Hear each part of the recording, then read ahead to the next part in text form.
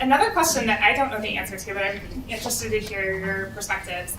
Someone asked, if a young adult turns 18 and lives in a group home, is it better to use the house stock for the group home or to keep your private physician?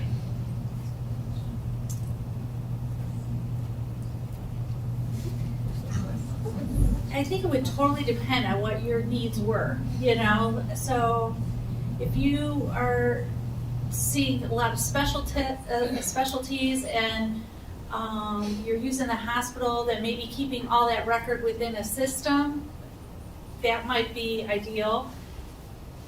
If on the other hand, if most of you're not frequently going to the hospital or the ER and they're keeping a separate record there at the home and that's more comfortable and convenient, that might be ideal in that scenario too.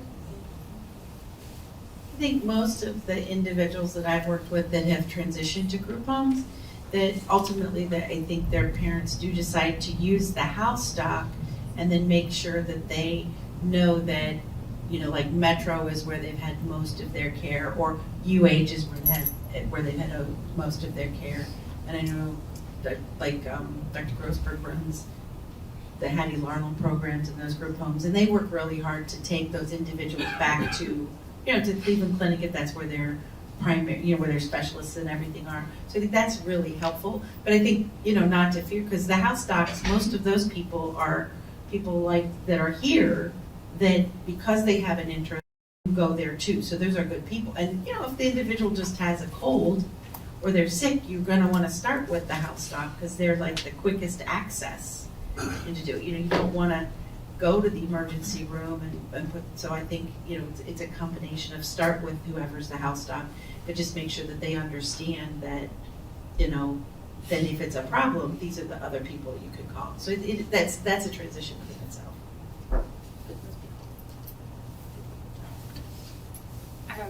I wanted to touch on one of the insurance questions that I thought was really interesting. Someone asked, is there a specific age that a child must transfer care to an adult specialty provider because the pediatric specialty provider wouldn't be covered by insurance? I vote no. Yeah. I would think that there would be different codes that could be used. So I would think that there would be a way for that pediatric provider to make it work. We have a mitochondria specialist at our hospital who sees adults well into their 50s and 60s, and they come to our facility, and it isn't a problem. So I'm assuming that there's a way that they use an adult code or something to make sure that it gets covered. I think the Yeah, codes I don't don't think matter. that's Yeah.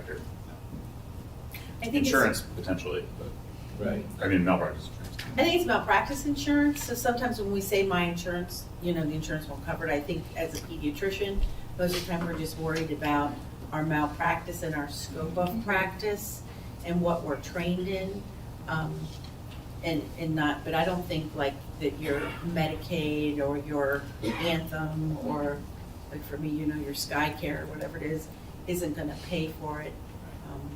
Most of the time they'll do it. There might be a difference when you transition, just though one of the things we talked about is just like your copay.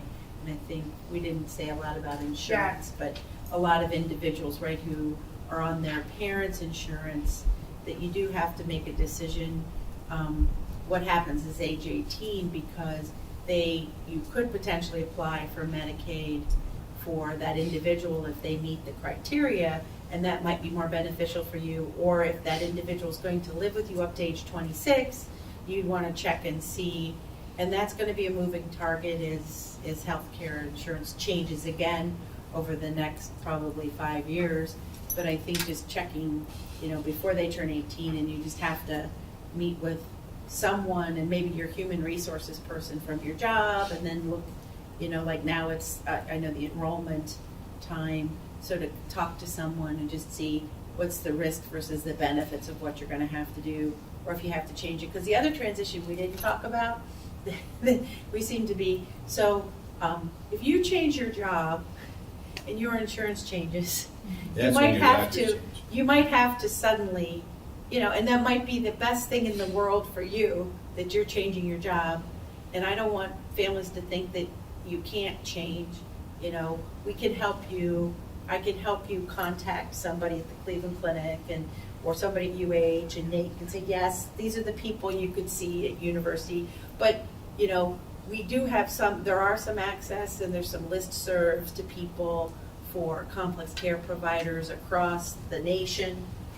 So to see who might, you know, I may not know them personally, but like, well, this person has said that they want to be on this list as they take care of individuals with Down syndrome across the lifespan, and they're in St. Louis. And then we actually, I know through that complex care listserv, there's every night I'm getting a text here, who is in St. Louis that could take care of this child with a mitochondrial disorder and a feeding tube, you know, because the family's moving next month. So, you know, there is a network of people, but we have to start helping you.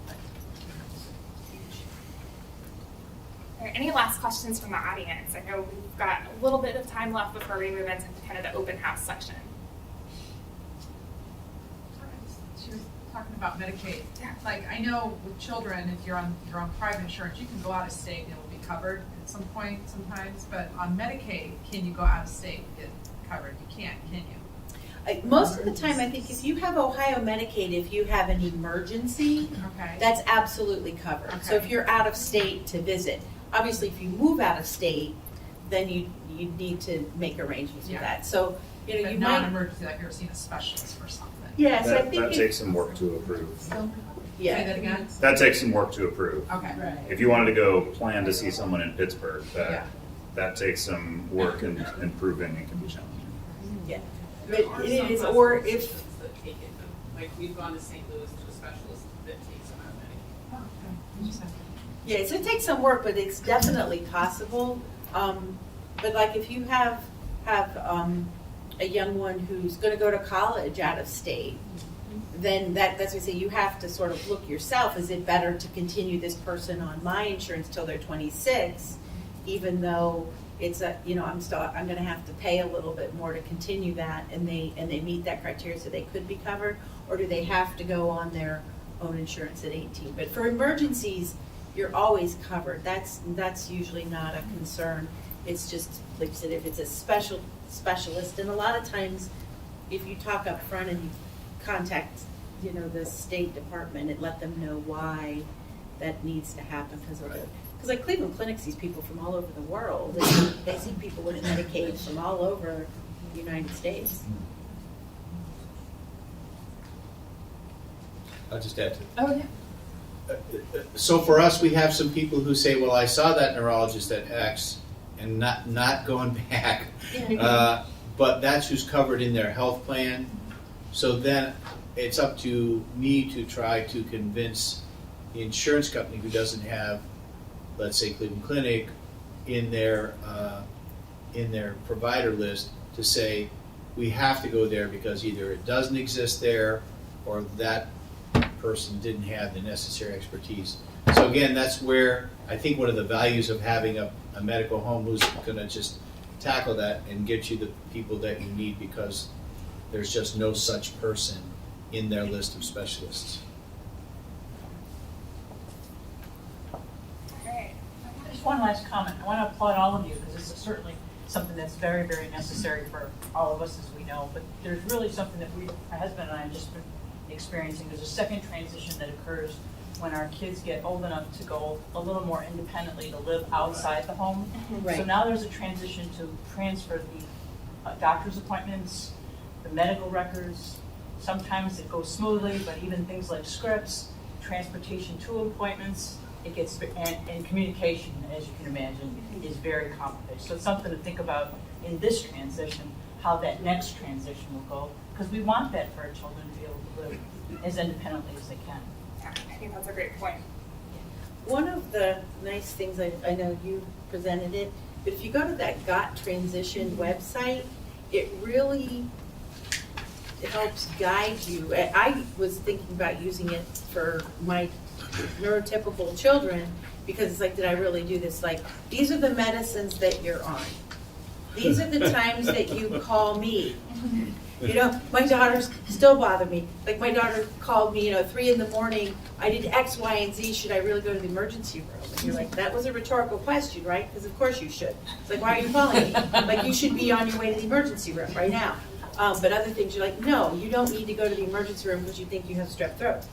So the same, but that really helps, because that's that big transition piece, right? Like to try to help somebody who can be fairly independent, but needs that support, but to understand when is my shunt, when is my headache a sign that I have a bad cold or I had a bad day, and when is my headache a sign of a shunt malfunction, and then we do have to just help them that you always want to err on the side of caution, and we hope that those of us that are providers aren't going to, meet this individual in the emergency room and chastise them for, why did you come? And most of the time, I think we're pretty good, and we'll go ahead and see them. But the insurance isn't necessary, sometimes you have to pay a larger copay, but to work with them is really about what's an emergency, what's not, how do you, when do you contact me, when do you contact your doctor? I mean, and that's true for all of us as we grow up, what do you call your mom for? What do you call your doctor for? One of the handouts that I think you got at the very outside was a healthcare transition document that I think is from the ANAS. Yeah. That document is actually a lengthier document that has worksheets included, and the worksheets actually have scripts, so things that you can work on for getting your young adult to know how to call to make a medical appointment or know how to call to get their prescriptions filled. So it's a nice resource with some things that might be helpful for kind of taking that next step to helping them be a little bit more independent, but also providing them with a lot of structure and support for that. For those of us whose children won't be independent, do we need to get that guardianship by the time of 18 to go to medical appointments? So that Yes. we can have that? That's a great point that we didn't talk much about. It becomes a problem both at pediatric settings and adult settings because technically they're not supposed to give you any information if it's not in place. I think sometimes probably in the pediatric hospitals that know you well, they're probably not in the best legal sense, but they're probably a little bit more flexible with it. But there may be times that you call an appointment center and they'll say, I can't schedule with you, I can't give you any information. So I think really thinking about that piece in advance is helpful.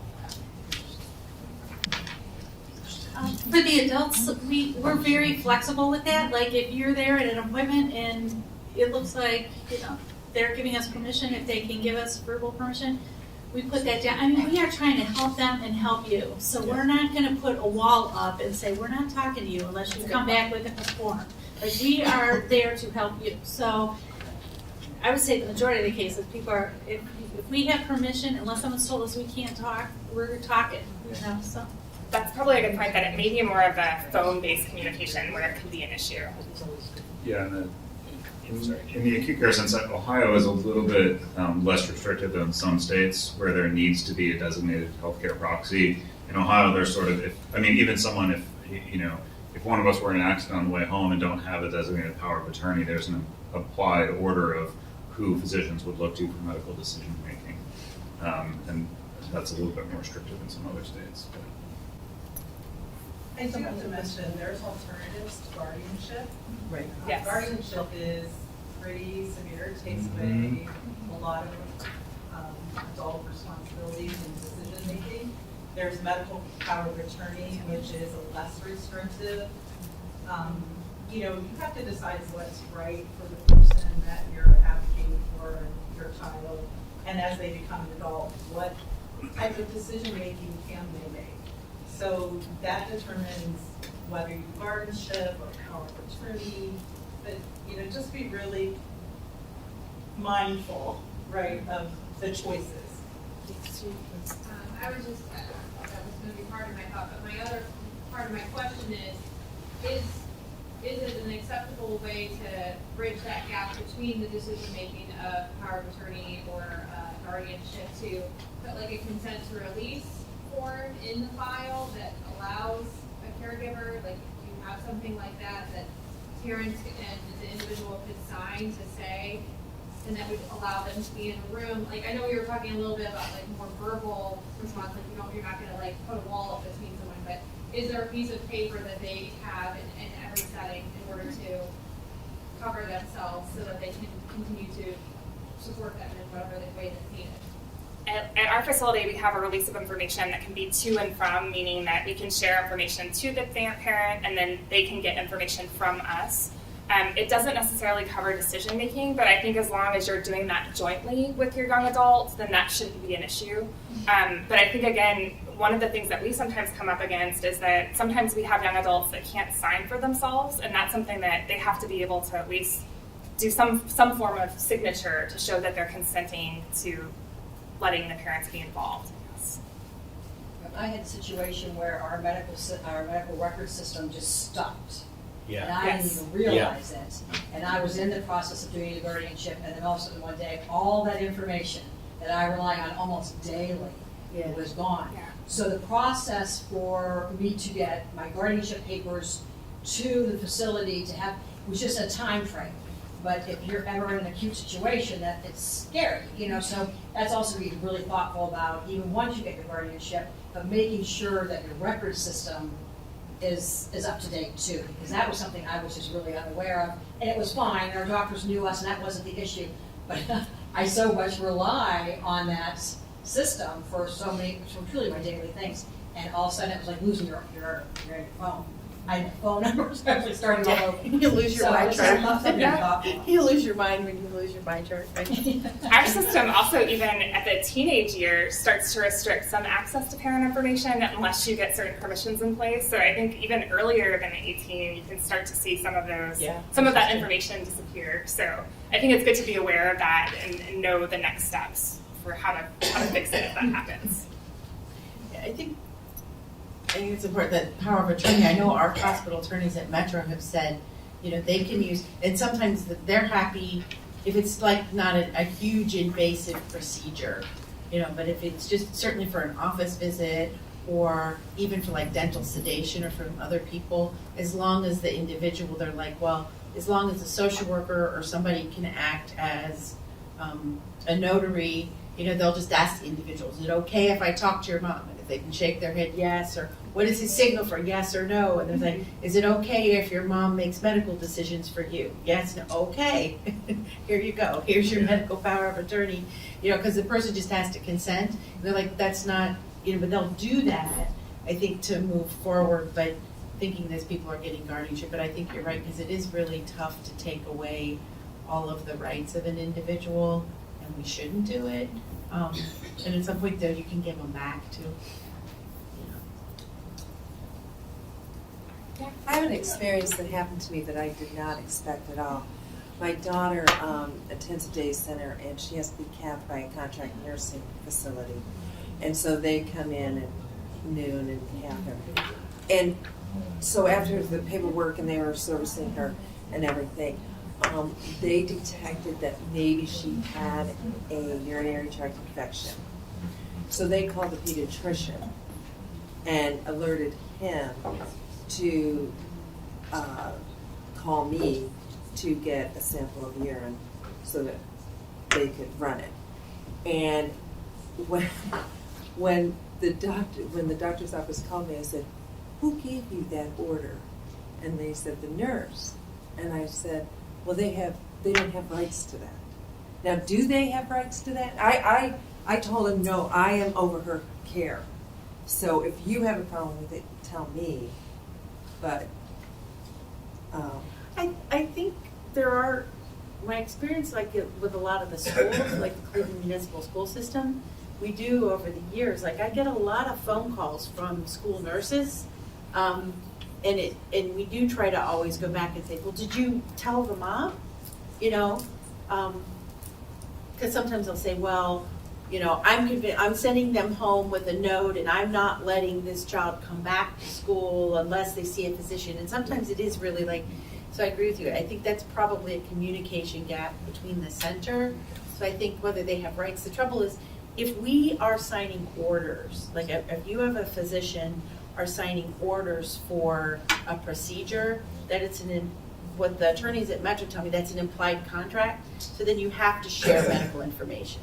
So that gives them that. It's the same thing, if everybody, drops off a school form for me to fill out, and sometimes parents will write, please fax to the school. They want me to just send it to the school. So if they've written that on there and they have their initials, they're like, well, that's an implied, because they haven't filled out that consent. But then there's other people, and there's even other people that work at the front desk that are like, no. If you left this form here, you have to come back and you have to pick it up. So that's what's tough. But there is an implied contract, which they shouldn't not be informed. Well, I made it very clear that they shouldn't do that. And she didn't have one anyway. Yeah. I know, but that is frustrating, because then Yeah. sometimes you wind up paying for it too, though.